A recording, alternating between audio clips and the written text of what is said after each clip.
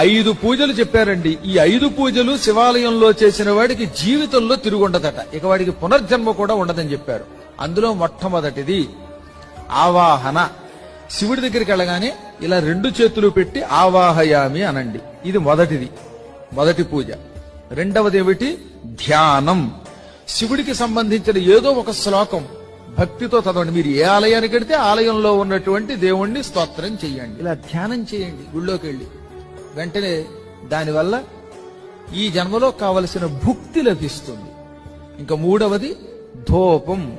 ఈశ్వరుడికి అత్యంత ప్రీతిపాత్రమైన ఉపచారములలో మూడవది ధూపం. ధూపం బాగా ఇస్తే, శివుడికి బాగా సాంబ్రాణి వెలిగించి లేక అగరత్తులు వెలిగించి ధూపు స్టిక్కులు వెలిగించి పొగ పెడితే వద్దంటే డబ్బు వస్తుంది. ఇంకా దీపం వెలిగిస్తే జ్ఞానం కలుగుతుంది. ప్రదక్షిణ మహాపాపాలు తొలగిస్తుంది.